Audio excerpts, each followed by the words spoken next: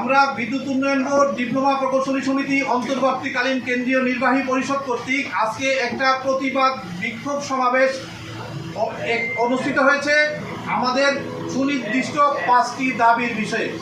আপনারা জানেন যে বাংলাদেশ বিদ্যুৎ উন্নয়ন বোর্ড নতুন করে নিউ পদোন্নতি বিধিমালা, পূর্ণাঙ্গ প্রবিধানমালা, তফসিল এবং সেট আপ অর্গানোগ্রাম নিয়ে সংস্কার কার্যক্রম চলমান রয়েছে।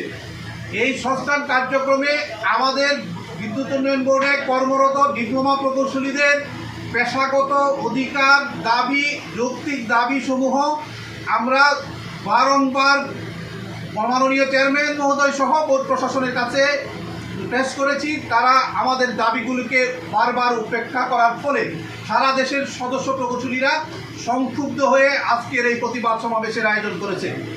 আমি দায়িত্বহীন ভাষায় বলতে চাই যে আমাদের দাবিগুলো যৌক্তিক এবং এগুলো আমাদের পেশাগত অধিকার। এই পেশাগত অধিকার দাবিগুলোর মধ্যে 5টি বিষয়। সহকারী প্রকৌশলী পদে পদোন্নতির ক্ষেত্রে সার্ভিস রুল 1982 অনুযায়ী সার্বিক শূন্য পদের বিপরীতে 33% পদোন্নতি নিশ্চিত করা, দাবি নাম্বার 1।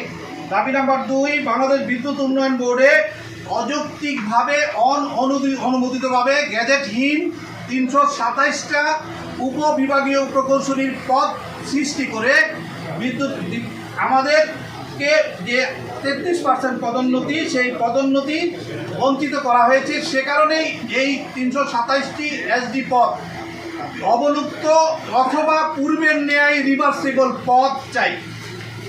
3 নম্বর দাবি, বাংলাদেশ বিদ্যুৎ উন্নয়ন বোর্ডের সেট আপ জনমূল কাঠামোর সকল দপ্তরসমূহে পিরামিড সেট আপ প্রণয়ন করতে হবে, যেটার ব্যত্যয় ঘটানো হয়েছে।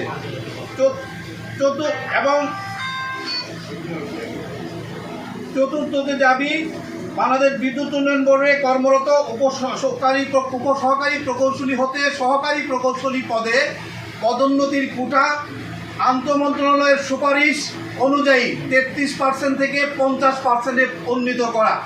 একই সাথে 174টা অস্থায়ী শূন্য পদের বিপরীতে বোর্ডের সকল অন্যান্য পদের ন্যায় উপসহকারী প্রকৌশলী হতে সহকারী প্রকৌশলী পদে ভারপ্রাপ্ত চার্জ প্রদান। এই 5টি দাবির সপক্ষে আজকে আমাদের অবস্থান। ধন্যবাদ সকলকে।